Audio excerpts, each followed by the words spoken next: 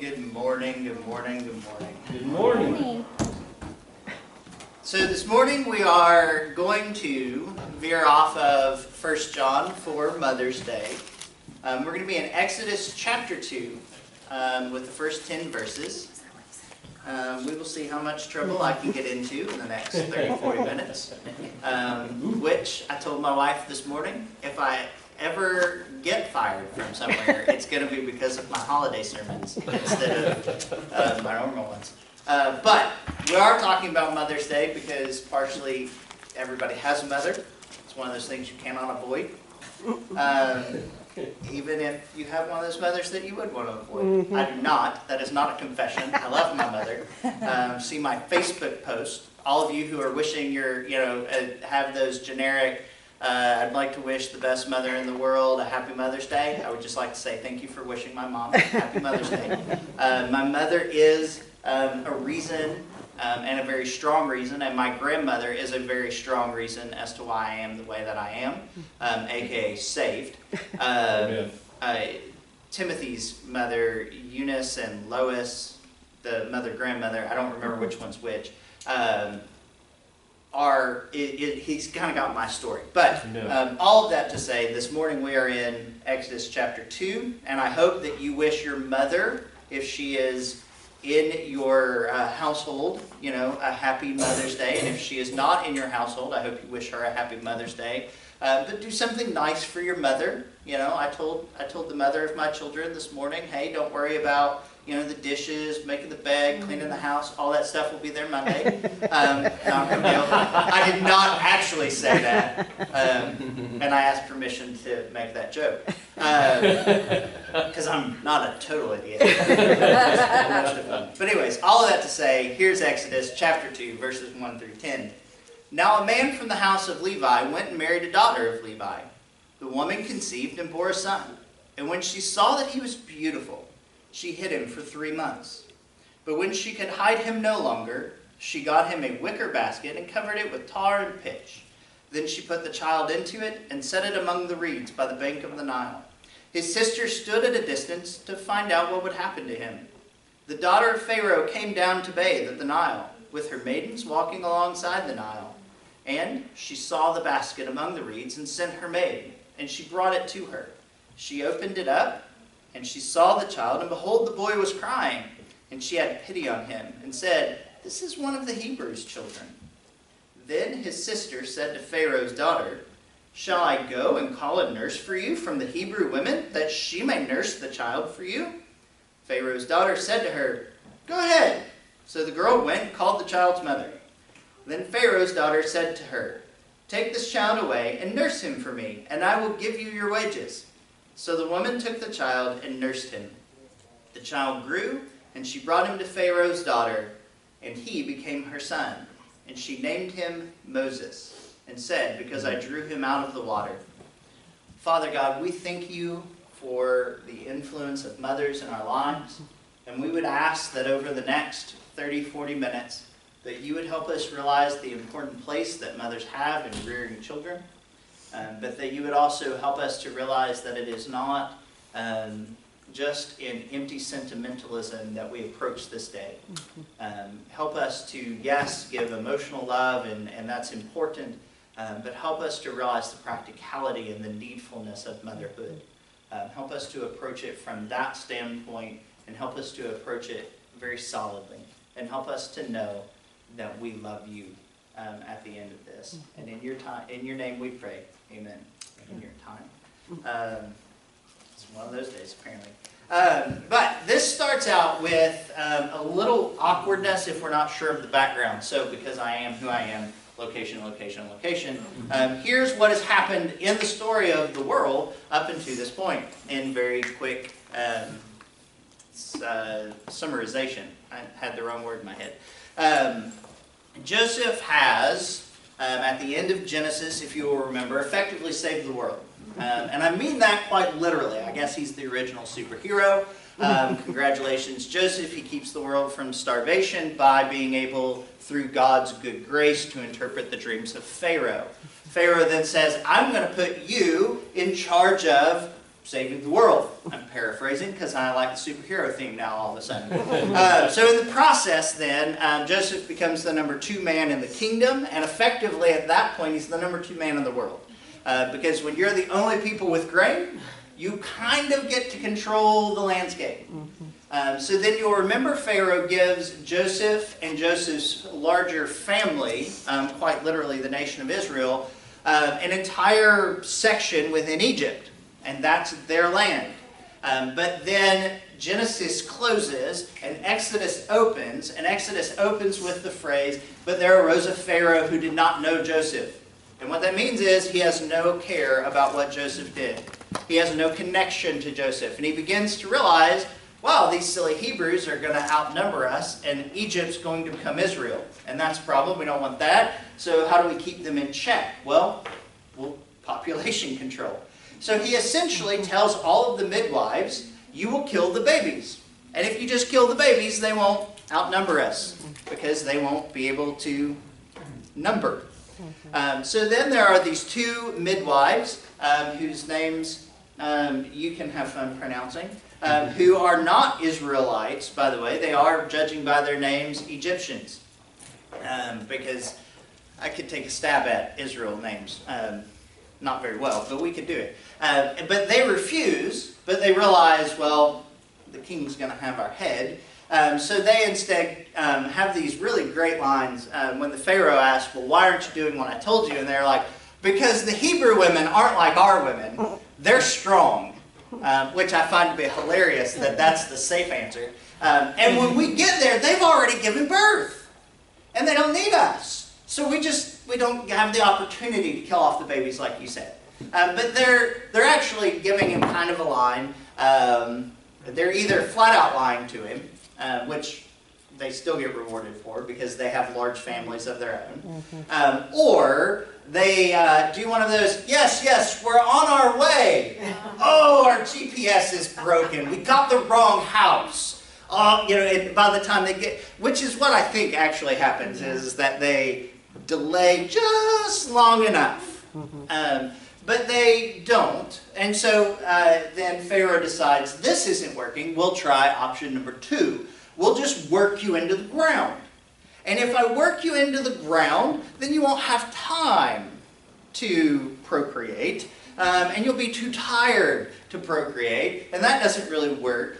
So now we're going to throw all of the newborn male babies. We'll just gender bias the whole thing. And then when you go looking for wives, or when you go looking for husbands, you'll have to come to the Egyptians for your husbands. So the theory here, I believe, is in reading between the lines. And then all of the wealth of Israel goes with Egypt. It ends up at the end of the story kind of turning on its head, if you'll remember the Exodus. But I think that this is Pharaoh's plan. He's a crafty guy. But here we find a lady who, interestingly enough, is not named here. Later on, we find her name to be Jochebed, or Jochebed, depending on how you want to say it. If you want to say it with a little phlegm in your throat, which is closer to being correct. Most things Hebrew, if you say it with a little phlegm in your throat, you'll get it closer to being right anyways. And Amram or Armram? I just had a dyslexic moment in my head. It's either A-R or A-M-R. Okay, there we go. Anyways, my wife is going to correct my spelling, and that's fine. Happy Mother's Day, correct my spelling all you want. Because I can't spell. It's that dyslexia thing. But anyways, she has decided, as she is having her child, she sees that she has a male. And that's the first thing that we're going to start with, is she realizes it's not about her. So this is, again, let's see when I get fired and how much trouble I get into with holiday sermons. Mother's Day, Happy Mother's Day, it's not about you. Because at this moment, it's the reason we don't have her name, because Moses is writing his story. Moses is fully aware how much his mother loves him. This is not in question. If you read the way in which Moses even describes it, and she looks at him and sees that he's beautiful, you can hear the tenderness that his mother has for him. And it's not that she is insignificant, but Moses is making sure that the story is clear, that God is working something out here. that God is providing for his people here. And he is alleviating some of those details, not because she is insignificant, but because the larger picture is that God is at work. The larger picture is that God is delivering his people. And that it is through the faithfulness of this woman, not necessarily just this woman. Because what we can also know from the book of Hebrews, chapter 10, when the Hall of Faith, or the chapter of faith, and it's going through and it's talking about all the people who acted faithfully, or not all the people, but some of the people who acted faithfully in the Old Testament, we find that Jochebed, the mother who is not named, and now you know her name, chapter 6, we'll give it to you, chapter 6, verse 10, 20? I wrote it down because I wasn't going to remember. 20. 6:20 will tell you her name and the husband's name correctly spelled, because we're back to that. But they act in faith. It is very specific in Hebrews that what she does in faith. She does knowing full well that God is working something out. So it's not about her, it's about what God is doing. The same is somewhat true, and very much true, in our own lives. As parents, as mothers, yes, you play a very important role with your children. And we're going to look more at that as we go on. But on the front end, know that this is about what God is doing. Your children are about what God is doing in the kingdom. This is ultimately the perspective that we are landing with. So we're going to front end this a little bit. But also, what makes her a mother is this baby and the older sister. Now there will be a third sibling here in just a little bit. But in the process, she takes this baby and she recognizes this is not about my comfort, which is really where I want to spend the bulk of the time on this point. She puts herself at risk. Mm-hmm. Right now we get to make it more of the normal Mother's Day sermon. She is not just simply, well, I'll hide him in the back room and it'll be okay. One, those of you who are mothers, which as I'm looking, you pretty much all know this, newborn babies don't really care about being quiet. It's not their thing, right? I mean, when was the last time, that whole sleeping like a baby thing, I don't know who started that, but they clearly did not have a baby. 3 months, 3 months, she manages to somehow stifle before there was soundproof walls. She couldn't exactly just cut the TV up. How do you hide the fact that there is a newborn? How do you hide the fact that you were pregnant and now you're not? There's a lot of the semantics and how she gets around that she's good, but she's put herself at risk. Because if the Egyptians figure out, you just played us, it will not go well for her. It will go poorly for her, and she will likely die the same death that should have been her son's. So she is putting herself at risk. She has put herself in harm's way. Now, yes, Father does too, and we could come back to the same text for Father's Day. We won't, because I'd say pretty much the same things. But here she is putting herself at risk and in harm's way. Why? Because it's about her son, not about her. And she knows that. And as what I've gathered from you all know this. This is, mothering is, welcome to let me give up my life for the next however long. Because I haven't quite seen where that ends yet. It doesn't. My mother is still being my mother. And I'm actually quite grateful for that. And I appreciate that about her. And I don't think she watches these, so I can get away with talking all I want about my mom. And I'm 16 hours away, and she can't drive, so I think I'm okay. Or she won't drive, I'll say that. Legally she can't. Anyways, moving on, squirrel. But in the process, she understands that she's putting herself at risk. She does it on purpose. She recognizes that she has to do whatever she has to do for the sake of this little innocent baby, who is beautiful. which is also a beautiful word. It's not just, oh, chubby cheeks and the thing and whatever makes baby, because every mother thinks their baby is the cutest baby ever, right? I mean, have you ever met a mother that went, wow, my child is ugly, right? I mean, never. Right? Everybody else may go, ugh. But to mom, that baby is the most beautiful baby that has ever existed. It's true of dads too. I've never met a dad who went, yeah, my child. But we see here that she is going, yes, this child is special. Now, is that probably mother going, my child is the smartest child ever? Probably. But it's okay. Because it's legitimate. She's looking. She understands this is what matters. I'll sacrifice myself if I have to. She's willing to proverbially fall on her sword if she has to for the protection of her infant. That's motherhood. Okay? This is what we really want to push about. It's not about you. It's about your kid. And unfortunately, we live kind of in a society in which I've watched enough women who had children because it was about them. And their children is, I want to live either vicariously through my children or, yes, my child is a genius. I must be the genius. This is the side that my child got all of the... Now, if my wife says that, then just know that that's true, okay? Now, any quirks, that's from this side of the tree. The weirdo stuff, when my children do something weird, and you're like, yeah, those are my children.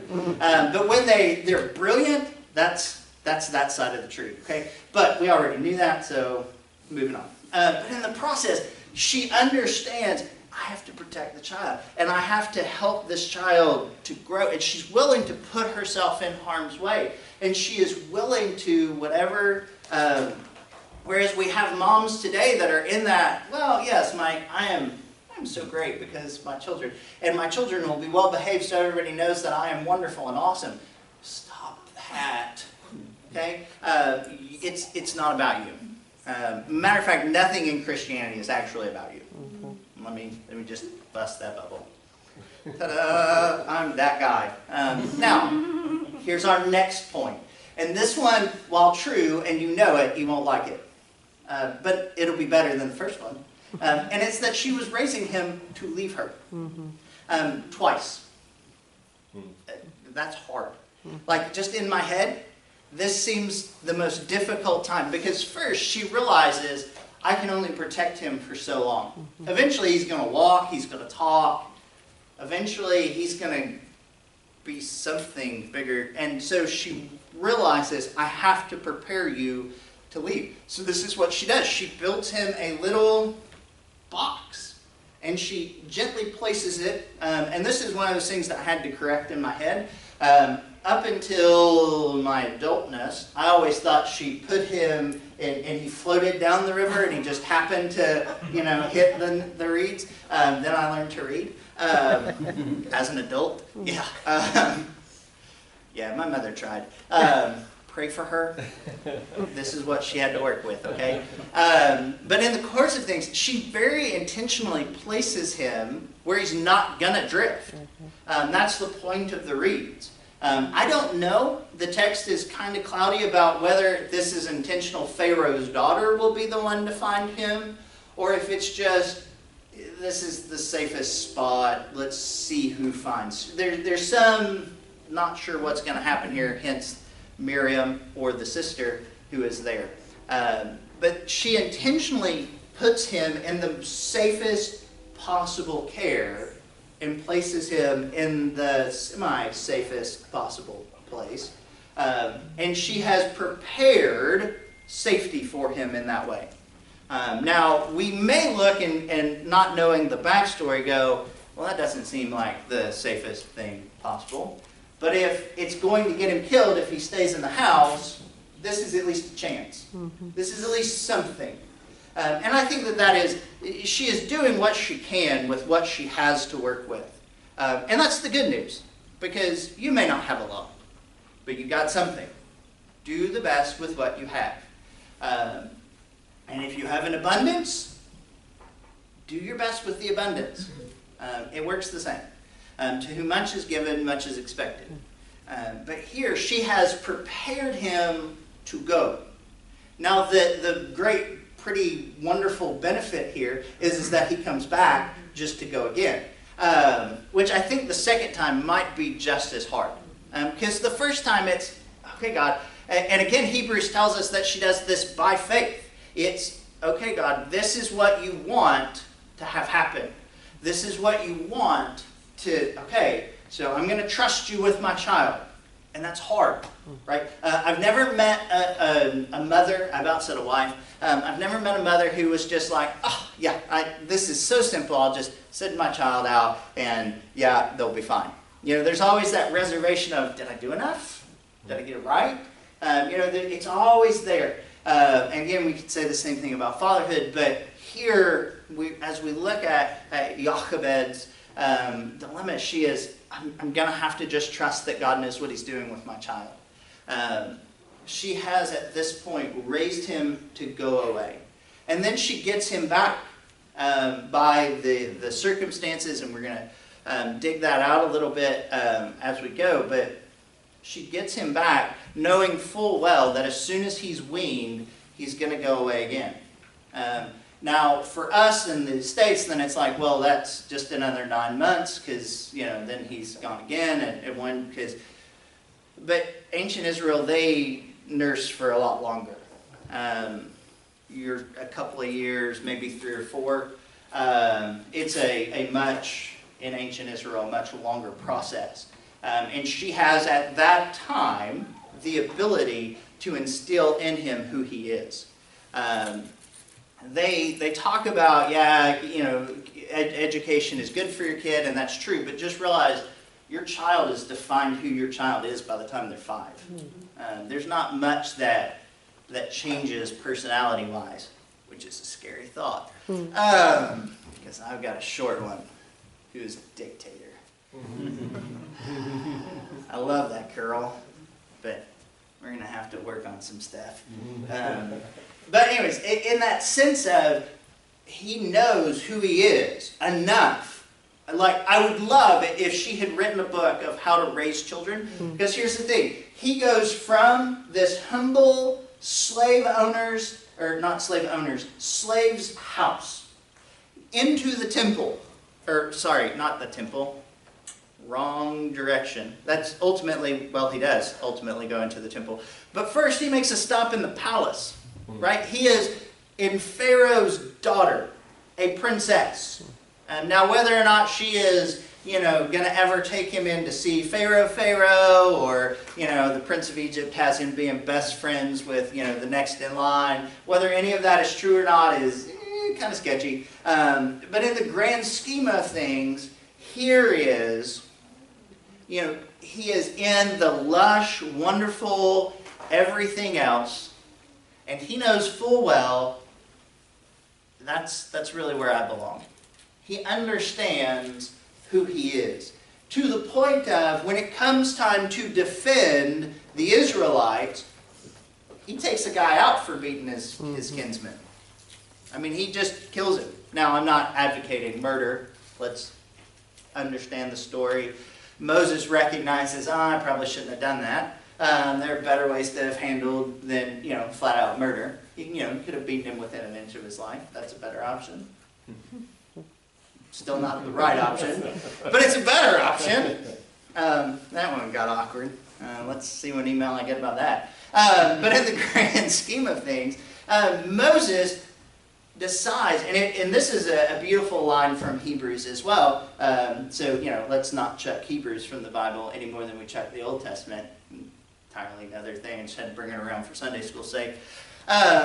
That Moses preferred to suffer hardship with his people on behalf of God than to enjoy the richness of the palace. Moses understands it's better to take the lumps where God is than to enjoy a life without God. I mean, he understood. And where does he get that from?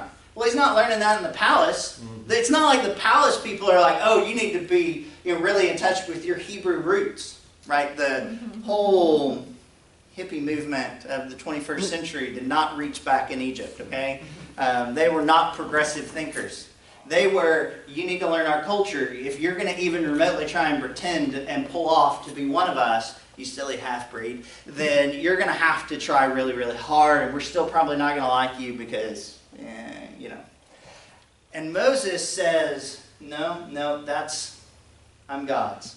And this is where he chooses to be. And that can only be attested because of what his mother has instilled upon him. And what his father would have given him at these early years. Well, that's pretty heavy. I mean, good job. I want to read your book because I don't know what I'm doing. And you clearly got it right. Now, do I understand God's grace? Absolutely. Do I understand that Moses had a lot of rough edges? Yes, we've read Exodus, okay? He had a lot of things he had to work out until the very end, and then he's still working some stuff out. Moses is a guy who had his issues. But at the same time, he gets it. And why does he get it? Not because of what he learned in the palace, but because of what he learned in the crib. We just simply cannot overstate the importance of what you do in your house with your children, how you rear them, how you teach them, what you instill in them will always be more significant. I understand, right? We have two. Yeah, that's not a question. We have two. And we have struggled with, well, do we send them to public? Do we keep them? You know, and this is not here's the answer that you will now have. Okay, I do care what your answer is, but I care that you think through it to get there. You know, so as you look at it, this is what I know. This is what I'm 100,000% certain of. Kids will learn from the ones they think love them the most. Love them the most. Amen. Instill in them. And then when they come home, if you choose to send them to public school, even for just a season, then when they come home, then you'll have the relationship to talk through any wonky stuff, because you'll get wonky stuff, okay? Let's not pretend that that's not going to happen. Or if you send them to the private Christian school and they come home and they get some wonky stuff from there, or they have some wonky interaction with the weird kid, right, who, you know, is in the Christian school, but we're not sure why. Other than he's the mission field for there. Or, you know, you're homeschooling and they're playing with the neighborhood kids, right? You have to be the one who's instilled in them. Jochebed shows us this very clearly. Yeah. What you say to your children matters. So, here's a little bit from Deuteronomy. When you sit down, when you get up, when you lay down, when you wake up, when you walk, when you're not walking, when you're doing, and there's a whole list of that's meant to be in everything you do, bring it back to, here's who God is. Yeah. Instill in your children who God is so that they know. Because if you don't tell them, nobody else will either. And if you don't make it important, then it won't be important to them. If God is not important in the way in which you live your life, then He will not be important in the way in which your children live their life. Because they're watching you more than they're listening to you.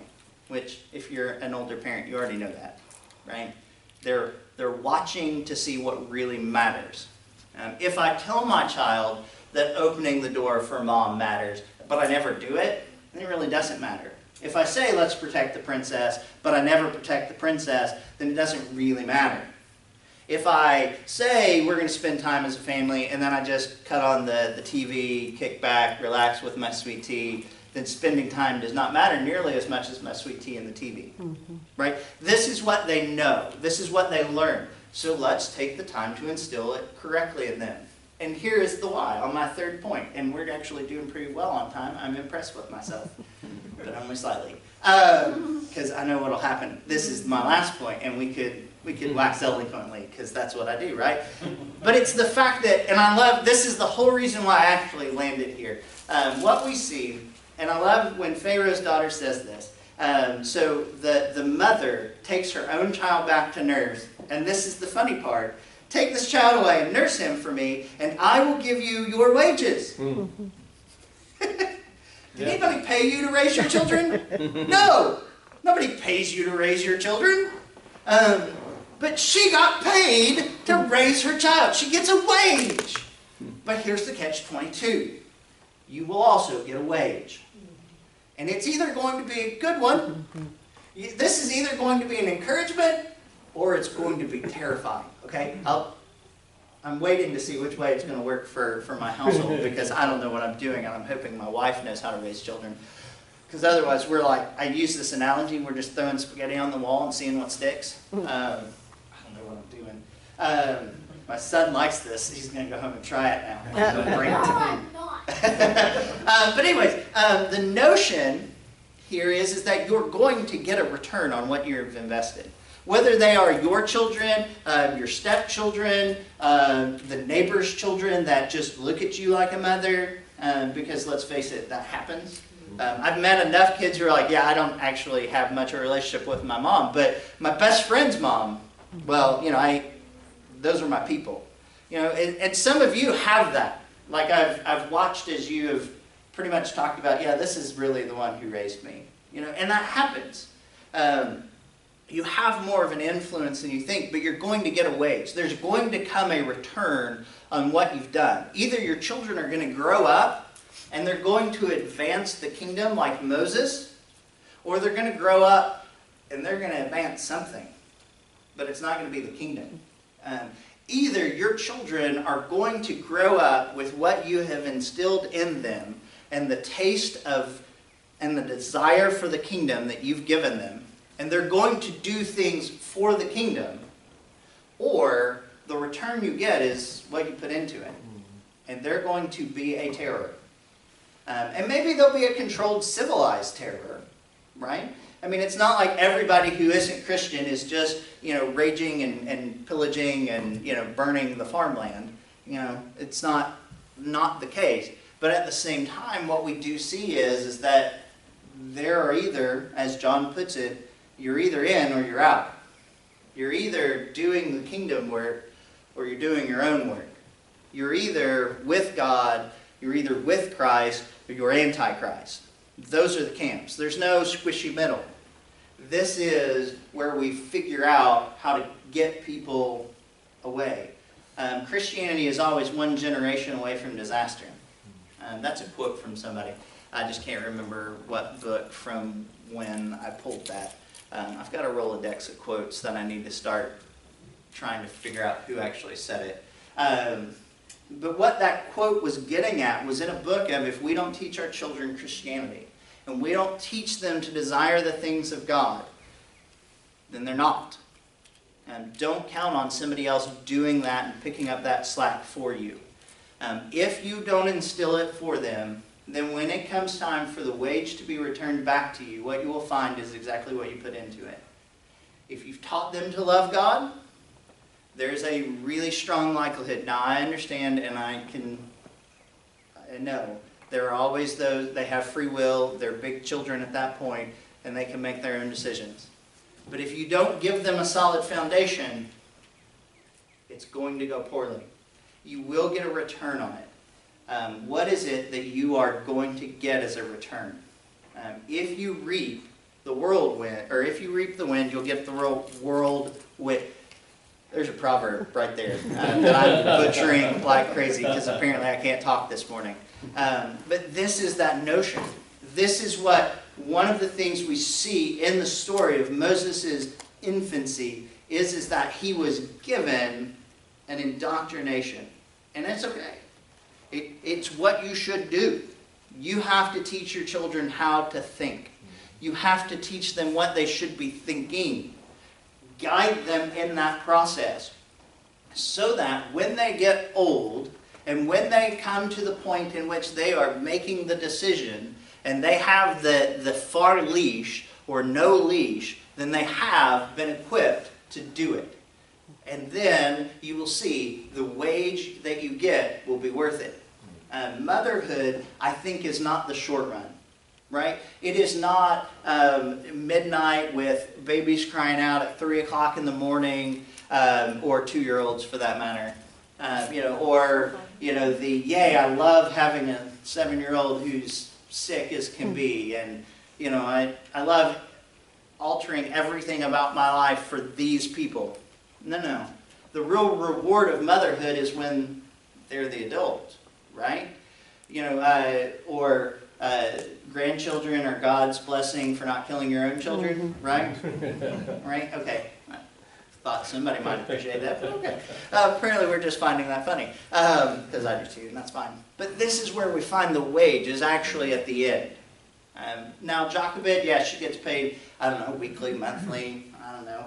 We don't really get that detail. But she's getting rewarded from the princess for doing motherhood. You will be rewarded if you do it well. If you take care of your children, if you instill in your children the things of God, it will pay out. Probably not, don't expect your bank account to grow. I think we know that that's not where we're going with this. But there is a wage, there is a return on what you do with what you've been given. Your children have been given to you to steward for the sake of the kingdom. Like everything else God gives us. They are ours for a season to benefit the kingdom and to grow the kingdom. Run that race well. And the only way you will do that is if you're running your own race, and if you are committed to Christ, and if you spend a whole lot of time instilling that same value into your children. Let's pray. Father God, we thank you that we can celebrate mothers, and we thank you that at least most of us had mothers who instilled your word into us. I think